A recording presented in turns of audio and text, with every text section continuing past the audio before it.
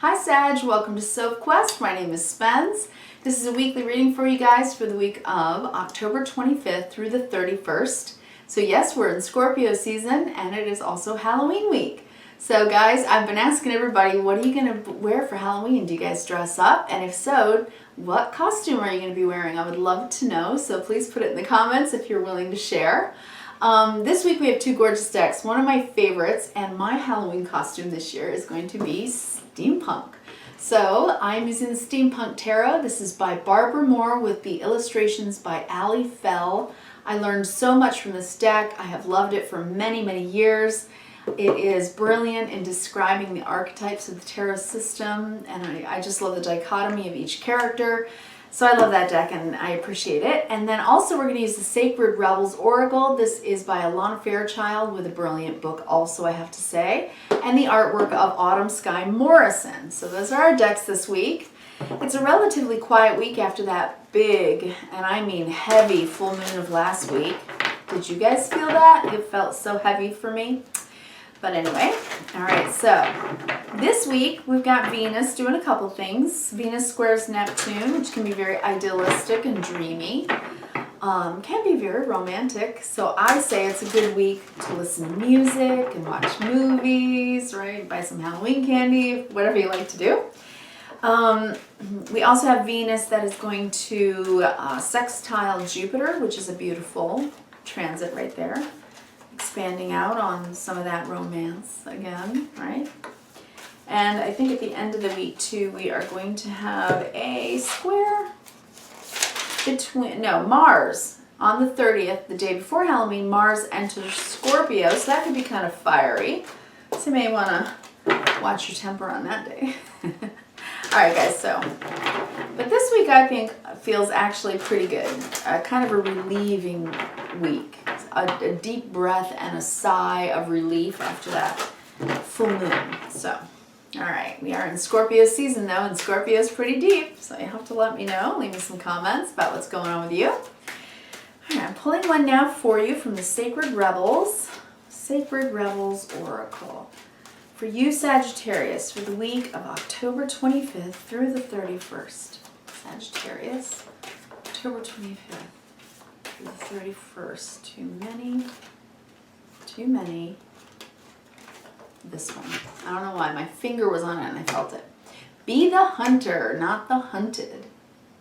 Interesting. All right, we're going to read a few excerpts out of the book from that, because each card has like 4 pages, which is a great study deck, by the way, if you want to do a lot of internal work on your light and your shadow, and do some integration and some catharsis, things like that. So if you're a person who reads, then I highly recommend it. It's an excellent oracle for that purpose.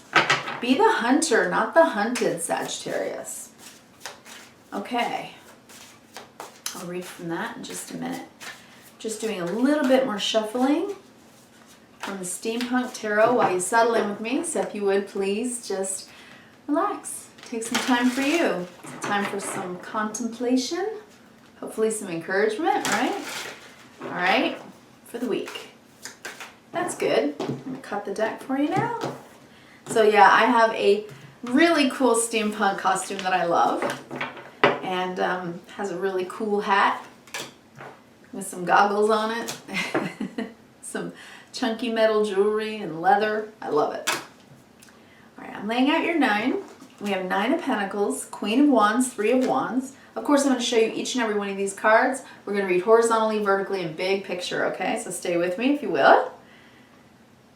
The reading has a tendency to really get better and better as we go into it, because it, fill in the puzzle. All right. If you haven't already subscribed, I hope you will today. And also, if you do, please click the notification bell so you get notified when I upload your readings every week. I also have a weekly readings playlist if you're interested in also listening to your moon, rising, Venus, or any other sign, okay? Or if you're cross-watching for someone in your life that you care about. Sagittarius. All right.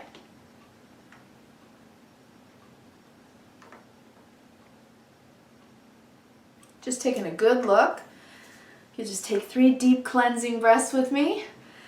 Let's lower the cortisol, drop the shoulders, relax our spine, get some oxygen in the brain, right?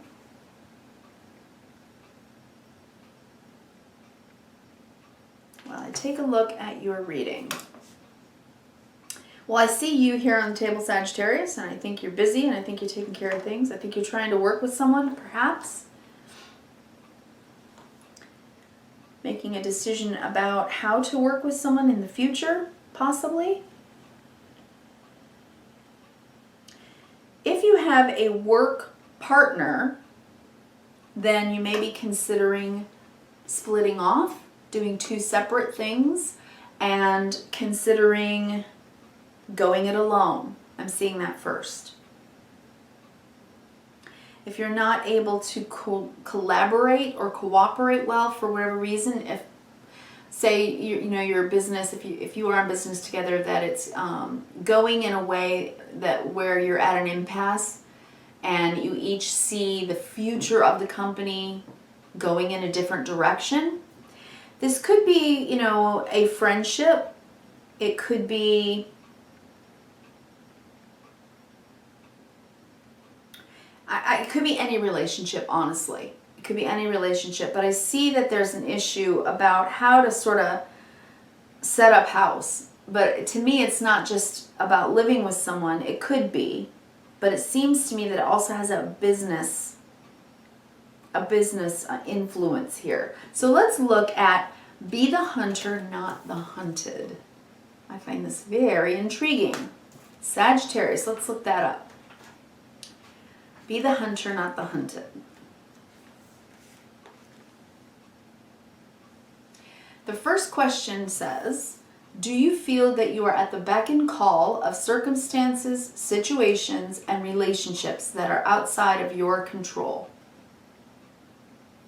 Is your attention being called away from what you love, from your passionate focus upon your own journey and creative self-expression?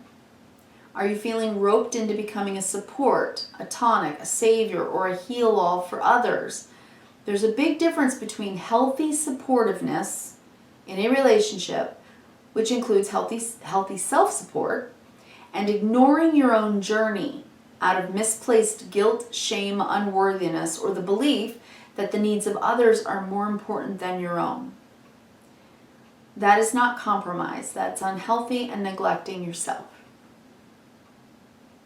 You're being asked to see through the assumptions, expectations, tantrums, or manipulations that may be put upon you by yourself or others. See through them to the truth. You are capable of outsmarting old patterns and responding more creatively to craft new and improved relationships. You don't have to be drawn into the dramas of others or the suffering of repetitive struggles. You can become still and intent with a willingness to see the truth. Yeah, I was seeing that already. I was seeing that perhaps, there's some type of contention. So, like I said, that feels that way. It feels like kind of a divergent path. And it's very difficult, by the way. If this is at all about a relationship, and I do believe it is, I do see the 2 of Cups on the table, but I don't see the Lovers, and I don't see any other card that tells me whether it's a romantic relationship. So I'm almost thinking that it's probably not. For some of you, it is. For some of you, that's just, law of averages. But for most of you, I have a feeling that this is not about a romantic relationship, that it's about a relationship that you have with someone else, particularly if you work with them. If not, it could be a family dynamic about how to kind of take the family forward, in a specific direction. It could be about the holidays. It could be. There is someone, I think, in your life that has control right now. And it's like, I think you're wanting to kind of separate from that, Sag, and kind of do things your way, or in a way that you just feel is truer to you, feels better to you. And the reason I say that is because under the deck, internally and subconsciously, I'm looking at the 3 of Swords. It's bothering you. My way, your way, the way in between, right? I'm seeing the Four of Wands, so this could be about your home, about something that you're establishing with someone else. Like they're setting up, you can see in the picture, the Four of Wands is about setting up a place or a time to spend time to do something with the people in your life that you care about, okay? Or the people in your life that you work with every day. So it's an established place of togetherness, of, you know, communion, where you commune together with the people in your life. And then I'm seeing the Magician, so who's setting it up? Whose idea is it? Who's creating it? Who is making it happen, right? So if this is about the holidays, it's like who's in charge of getting the holidays together at whose house, that kind of thing. If it's about a business, like, you know, where do we rent, you know, a building to run our business? You know, so it could be about where, and separating off and having differing opinions about it with the Three of Swords, to the point where you might even actually have an argument about it or differ of opinions about where to do this. The Magician is always something that is created out of nothing, so it takes incredible manifestation power, right? But the Magician has the tools to do this. And since it's internal and under the deck, I have a feeling this is about the way you want to do it. Okay, the way you want to use all your skills, talents, and abilities to create either a place, a time, or both for you to either get together or work together with the people in your life, and that somebody is in dissension or got hurt feelings about it. So again, the scenarios for all of you may be different, but there is contention about getting together with people. And the contention is the way you want to do it versus the way they want to do it. That's what I'm saying, okay? So to me, be the hunter, not the hunted, is like, you know, you got to do it. You got to do what you want to do. This giant owl says you're wise enough to know what's going to make you happy. You're wise enough to know what's good for you.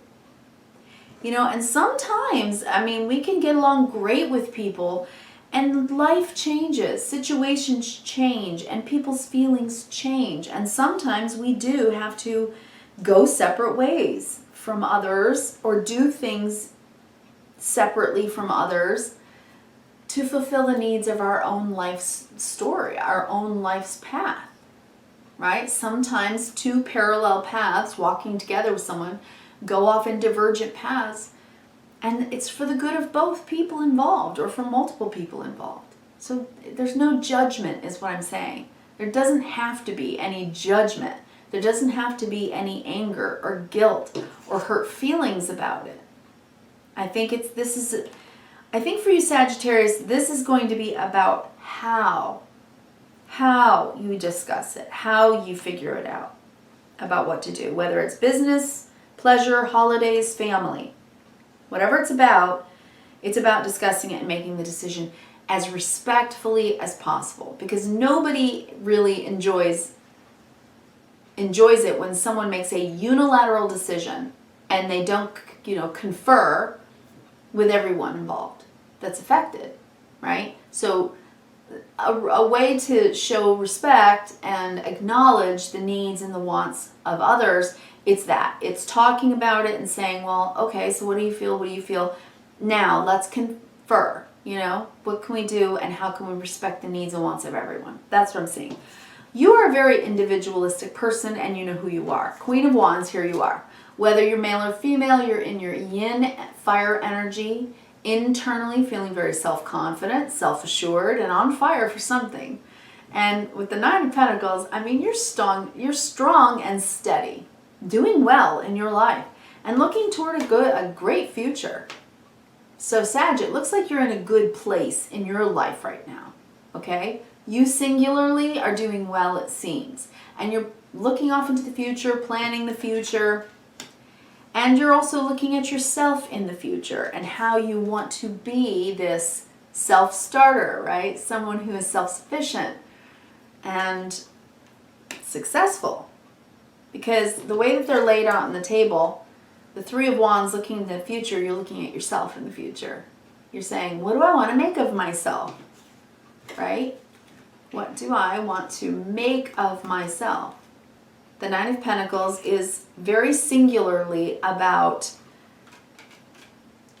self-sufficiency and self-respect and doing well, successfully, doing well on your own, okay? Next line, we have the Hangman, but there's a hang up here. And we stop for a minute and we consider somebody else, Queen of Pentacles.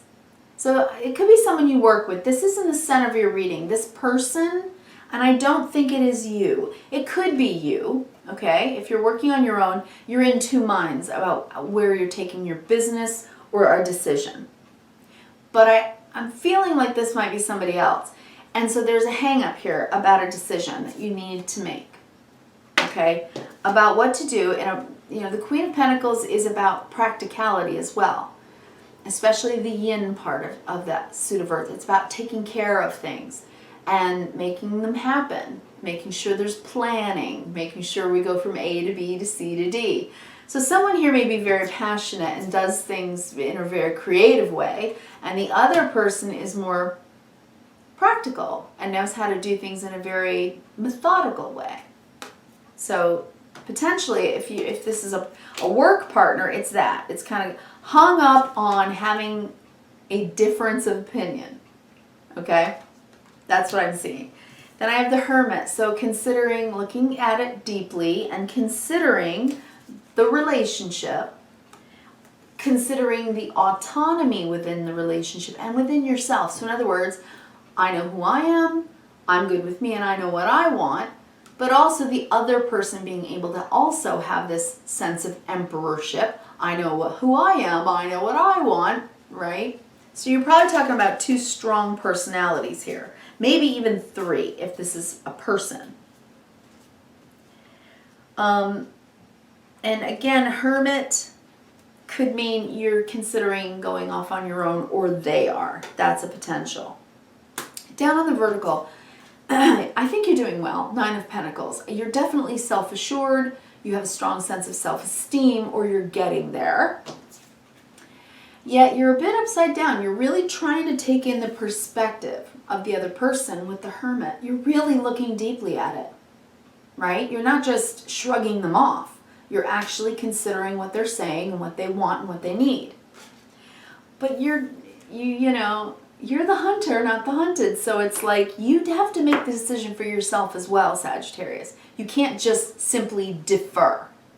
Nor do I think you want them to just simply defer to you, because then they're not getting what they want, and that could create, down the road, resentment, right? You don't want that. So here I see two people, Queen of Wands and Queen of Pentacles, two very different energies in a loving, respectful, and mutual relationship. So it could be anyone. This could be a friend, family member, person at work, someone you get along with well, or used to, or usually do. And yet you're very different right now, and you're really trying to figure out what you're going to take forward. Okay? So you're looking at the future, and you have to make a decision. You have to make the decision about, who's in charge. Are you both autonomous and in charge of yourselves and your own decisions? And what does that mean for the choice that you're trying to make? Can you come together? Can you concur and compromise so that you go into the future with a decision about how you're going to either run the company or, deal with the family without hurting each other's feelings, right? Setting things up so that they go really well and everybody enjoys it, while still retaining your own personal choices, your own personal power. So this is very much about staying your individual self while trying to truly respect the needs and the desires of others. No matter what, whoever's involved, you care about this person or these people. And I think the best piece of advice here is, Sagittarius, as strong as you are, as self-assured as you are, as successful as you are, as much as you're rocking it, this other person has just as much value in the family, the company, the relationship. And in order to not have them walk away with hurt feelings, I think it's going to be important that you don't just make a unilateral decision here being the magician because you could, you're strong, you could, make your own decisions. So instead, I think it's about conferring, not deferring, right? And realize neither one of you has to be the hunter or the hunted. You can work together. You can decide together. And if the best decision is to go separate ways right now on divergent paths, doing different things, then if that's the best possible decision here for both parties involved, then so be it, right? You may simply just be disagreeing about, where to take the company next, or whether you're going to move house and where you're going to go. Or if I keep seeing someone trying to find an office building, a place to do work, whatever. You may be having conversations about that too. So these are very, very practical issues that I'm seeing, but it's also saying don't just defer. And don't just let the other person defer either, right? You got to figure it out together. All right. There you go, Sag. I hope you have a great week. Enjoy the week as much as you can. It's a really nice week to listen to music, watch movies, enjoy Halloween, and let me know what costume you're going to use, okay, if you're going to have a costume. So I'll talk to you next week. Have kindness, reverence, and gratitude every day in your life, I hope for you. Thank you. Talk to you next week.